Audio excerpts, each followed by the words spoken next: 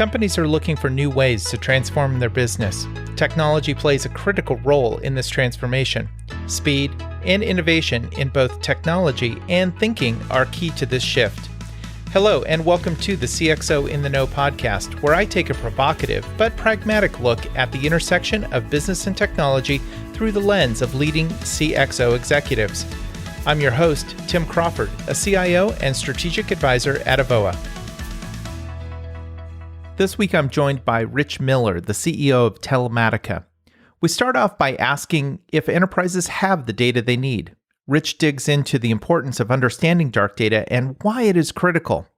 He talks about how more than half of enterprise data is dark today.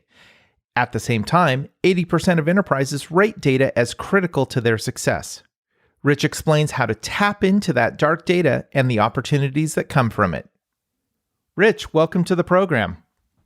Hi, Tim. Nice to be here. Thanks for asking me. Absolutely. So, Rich, you're the CEO of Telematica and also the chairman and co-founder of Provident Data. So to get us started, why don't you tell us a little bit about who Rich Miller is, who Telematica is, and who Provident Data is? Sure. Well, first of all, I'm a longtime denizen of Silicon Valley, and my technology chops go back to the days of the ARPANET, but what I have been spending the better part of the last 20 years doing is early stage companies, getting them up and running.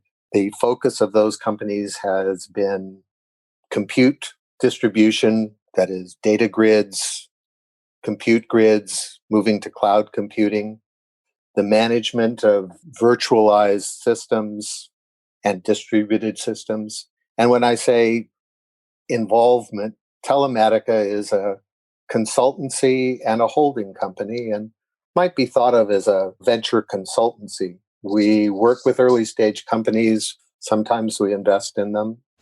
And mostly what we do is sweat equity, working with top tier technology companies, mostly going into infrastructure or specialized data oriented offerings to particular segments. One of our earlier companies led, in fact, to an idea that one of my colleagues and I have run with, and we've created a new company called Provident Data, and it's still pretty much in stealth. We're not spending a lot of time discussing it, but it's mostly about managing and versioning data sets in a way that helps you think about the lineage and the provenance of a data set. And we're hoping that it focuses very heavily on the use of data in situations where data sets have to be managed in accordance with various kinds of regulatory and compliance rules. That's great. And, we're going to talk a lot about data on the podcast because data is a critical business component. And today, data is critical to business decisions. My first question to kind of get our conversation off the ground is, from an enterprise perspective, do we really have the data we need to make good decisions? What a good one. And the answer is yes and no. We have data often that we need to make good decisions and don't know that we have it. But more often than not, in order to have data to make good decisions, you have to first ask the right questions and then in a purposeful way, go out and collect or find the data and then integrate it into your decision processes. So the answer is, I'm sorry, yes and no. There's a lot of data that's there, but very often it's not the right data to answer your questions. So what do we do about that? And are there components that will help us in terms of driving down into data? And there's this concept of dark data that I want to drive into as well. Mm-hmm. So for the folks that are listening to the podcast, they may not be familiar with this term, and there might even be executives listening to the podcast that aren't familiar with this term. What exactly is dark data? And maybe you could give some examples of what it is. Sure. Dark data is a term we usually use to cover all of that unknown and untapped data that already exists inside an organization. Very often, it's generated by systems, devices, maybe interactions and transactions. It's the data that is collected in an automated fashion in logs, often semi-structured or very structured, but just goes into a bucket somewhere. There's another aspect of dark data, and that is data that is being developed and used by individuals as part of their job, but never is actually collected and organized and curated. Think of all of the spreadsheets that you have on your computer, all of the versions of the same spreadsheet that you try to go back to later on and figure out which is the authoritative one. There's a lot of dark data in there as well. So it's easier than ever to collect the data right now without a specific purpose, or with a purpose, but it just falls into a bucket somewhere and you think, I'm done with it. It'll be there when I need it later. So is dark data maybe categorized into two spaces? Data that you might be otherwise capturing but not necessarily using or know exists, and maybe data that I as an individual, Tim Crawford is using, but Rich Miller doesn't even know that Tim Crawford has created this data or metadata, and Rich Miller therefore doesn't have access to that data.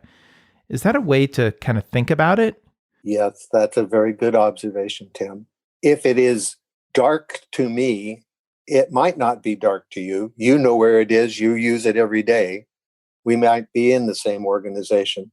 But unless there is a way in which you can make it known to me that it exists, control it, manage it in terms of what you think my access should be to it. If I don't know it exists, if I don't know where to go and look for it, it is dark data as far as I'm concerned. Wow. So putting that context in place, that means that there is a lot of dark data that then could be missed opportunities to play into those business decisions. Oh, yeah. And as a matter of fact, fairly recent surveys of enterprises globally around dark data, on average, most businesses, the business and the IT decision makers agree that probably more than half the data that exists in their files today is dark. It's unknown or it's untapped.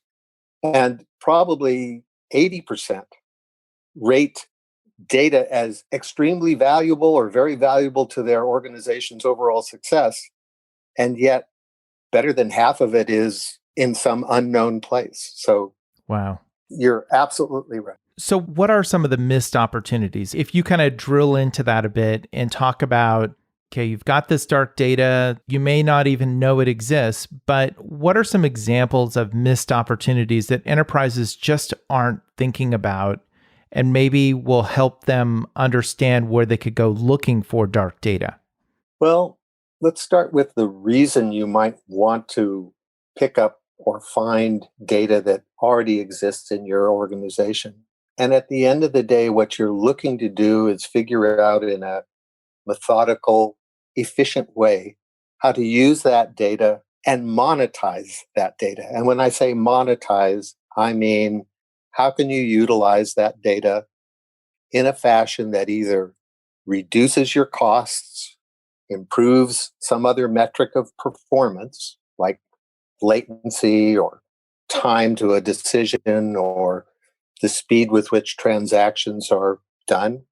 Or you can turn it around and say, this data is capable of being monetized because it has value to someone outside of my enterprise, outside of my organization. And it can be cleaned up, packaged, and offered either in exchange for something else or literally subscribed to, sold, published. There is a business and there's a burgeoning business around the packaging up of this kind of data and selling it on subscription basis to other organizations. The financial community in particular is going completely crazy around what's known as alternate data or alternative data as a means of taking data that wasn't immediately designed to help them make a business decision or a financial decision, but it adds enough extra information to their decision that they can do better than the next guy. In the medical and life sciences, they don't call it alternative data, they call it real world data or real world evidence. There's an enormous amount of data in the medical insurance community that actually can be used to determine the efficacy of pharmaceuticals that are medical processes that have already been put in the market and need to be compared with their competitors or improved. So there is data living in many enterprises that is capable of being monetized. I would even go so far as to say there are places where some of those spreadsheets we were just talking about could be packaged up on a regular basis and monetized for the outside world. So there's the internal use of the data and the monetization there. And there's this kind of external monetization, turning data into an actual product or revenue generation. That's a fascinating concept to me because in conversations that I have, and if I think back to my experience leading IT organizations, the focus is internally. How do we use data internally for our own purposes, our own products, our own services? But what you're suggesting is, yes, do that. But there's also an opportunity to potentially use data for external purposes as well. And I think that's just a fascinating opportunity that maybe folks just aren't thinking as much about, but yet could be a pretty significant financial opportunity.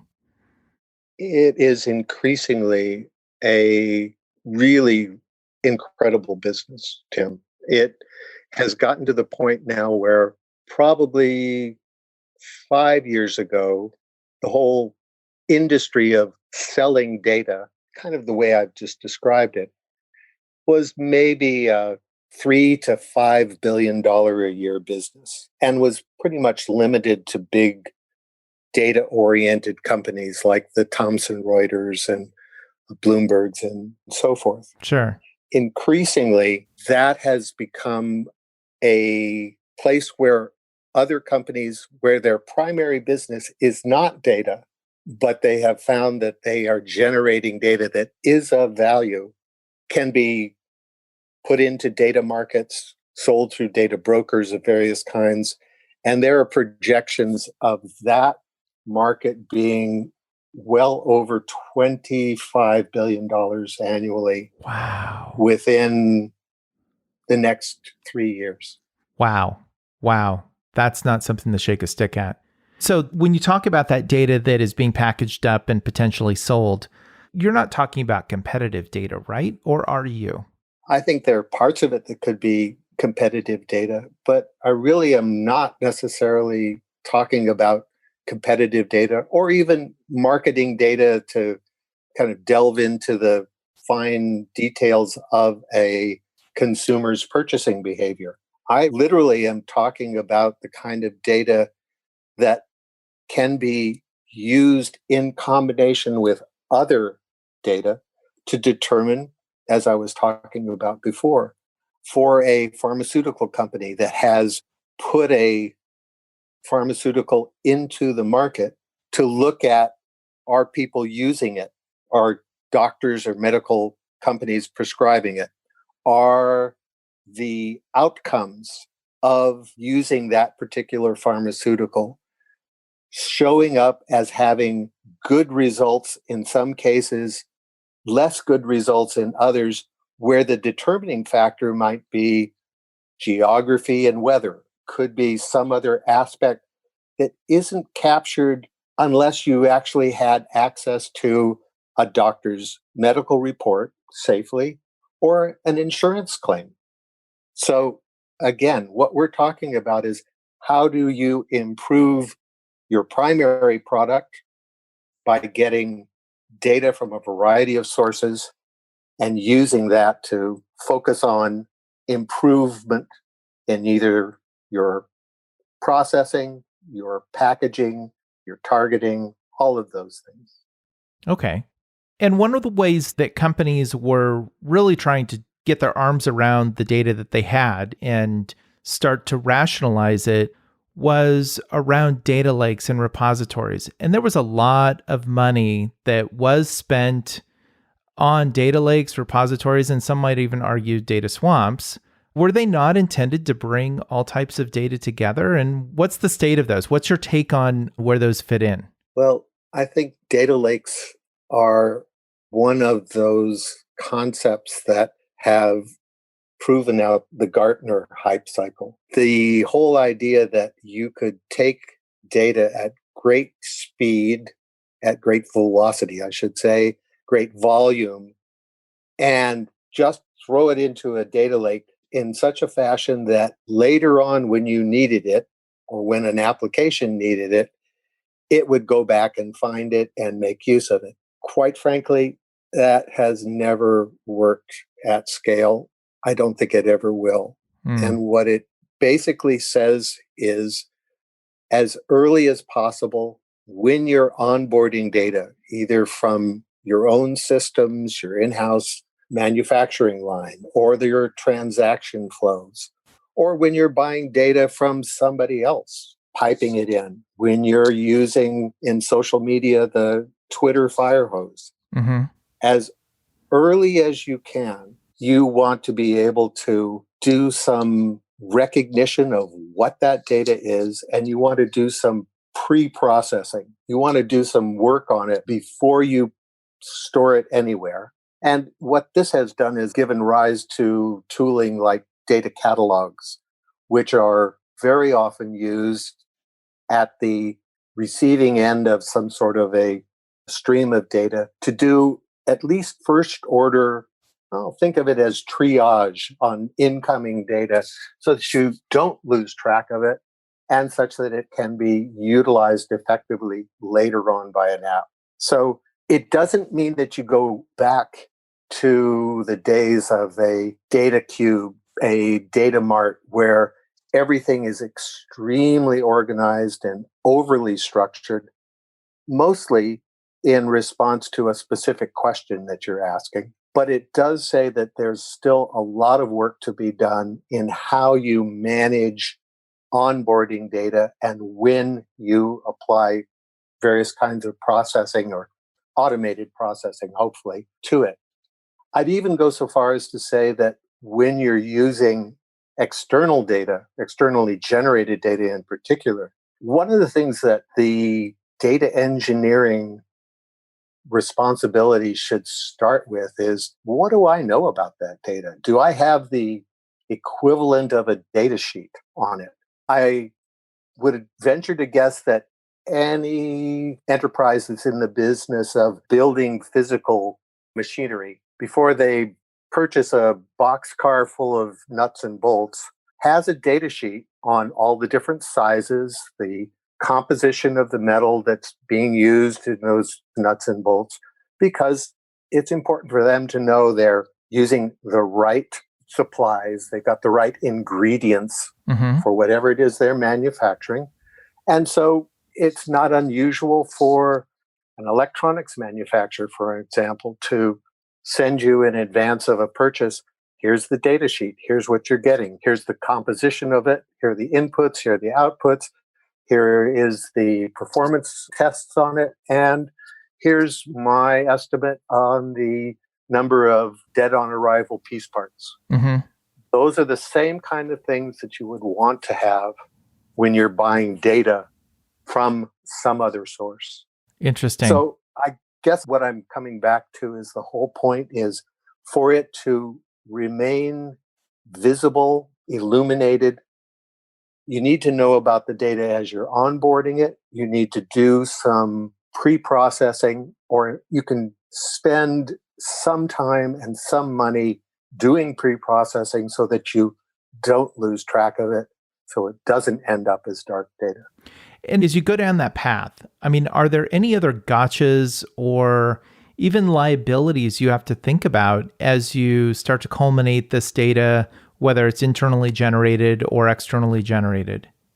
Absolutely. you have to think about it. This is, you have all of these opportunities we've just been talking about, but you also have the liabilities of bringing on data that is dark or remains dark. And in those cases, we're talking about kind of lack of visibility into all the data that's being collected internally or that you're buying and then goes and collects dust on a shelf somewhere.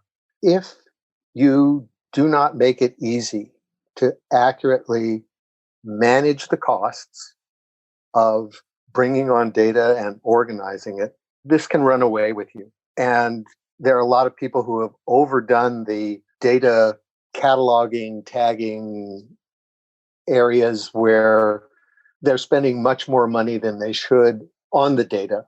And the result is somebody ends up pulling the plug. But the other kind of liability that you have to think about with dark data in particular is if it remains dark, it can hamper your efforts to ensure compliance with regulations, and in particular, data privacy regulations, for example, like the EU's General Data Protection Regulation, GDPR, or what we're seeing now in California, the California Consumer Privacy Act, CCPA.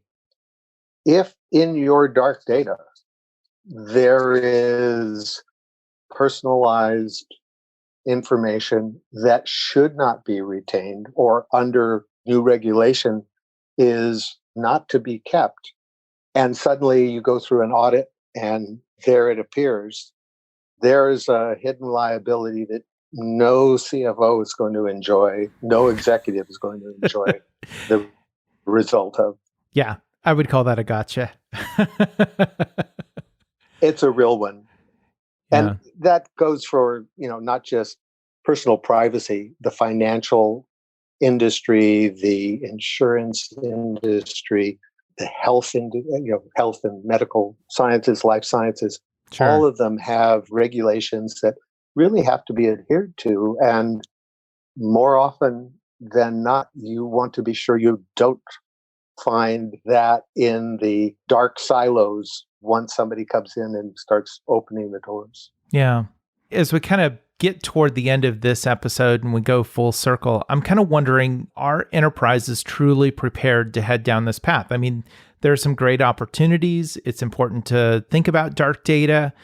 It's important to understand the gotchas and liabilities, as you've just outlined. But are they truly prepared to go down this path? And if not, what are some things that you think they should be thinking about or things they should be doing? Well, I think it ranges from those companies that are pretty prepared to those that really are unprepared, know they should be, but don't know where to start. When I've been called in to discuss this kind of situation in particular cases, I've kind of come to a small list of best practices. The first order of business is wherever, whenever you acquire data, shine a light on it, illuminate it. Know what it is, know something about it, collect the metadata in a fashion that you can find later. Second is that organizations need to evaluate whether and for how long it makes sense to retain the data.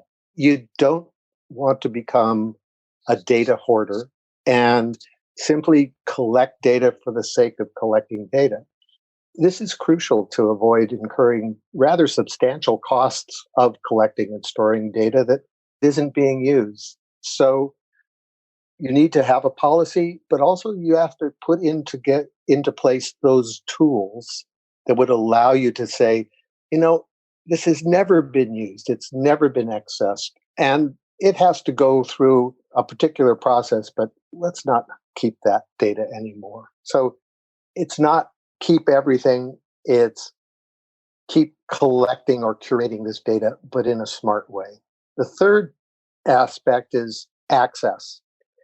Right now, because of distributed computing, because of cloud computing, because of edge computing, the biggest challenge working with or dealing with dark data is simply getting access to it. Often it's stored in siloed repositories. Very often it's close to where the data was actually collected. And additionally, it might be stored in systems or in formats that are really hard to query or have limited analytics capabilities at the place where it's stored. So this final step or set of steps are what I usually end up closing the conversation with, and that is organize the data as early as possible, as close to the point in time that it's onboarded. Sometimes these are, and most times now, it's automated tools, automated tagging. And you do so in a way so that you can put it in places where you can find it later. To that next point, invest in tooling that supports data discovery. You already have a lot of dark data, and you will continue to be looking for data as time goes by. There are some excellent tools for data discovery or data discovery as a function of a broader data management suite. Focus on that. Third issue is invest in a slightly different kind of tooling. And that's the tooling that can query the data where it is currently stored. If you have to lift up a whole data set or a database and move it somewhere in order to then investigate it, unpack it, figure out what's in it, you're not going to do it. It's going to be costly. Invest in the tools that allow you to query remotely. So that means your tooling is set up for that and your data stores are set up for that. And then finally, you want to think about centralization of data storage, but you want to think of it as logical centralization, not necessarily physical centralization. What do I mean by that? What I mean is wherever the data happens to be stored in any distributed enterprise along the edge, there needs to be a single pane of glass or a single point of view that allows the person searching for, or the process searching for that data, to have a really full view of it. That's logical centralization. It doesn't necessarily mean anything about where you physically locate the data. It's not your new data warehouse. No, it is not, Tim. Yeah. That's a great place to end. We're going to have to end it right there. But Rich, thanks so much for sharing your expertise in data. I've known you for a number of years. You've always been a great advisor to me, and I look forward to continuing the conversation with you. It's been a pleasure, and I'm looking forward to having more of the conversations, Tim. For more information on the CXO In the Know podcast, visit us online at cxointheknow.com. You can also find us on Apple Podcasts or wherever you listen to your podcasts. Please subscribe, and thank you for listening.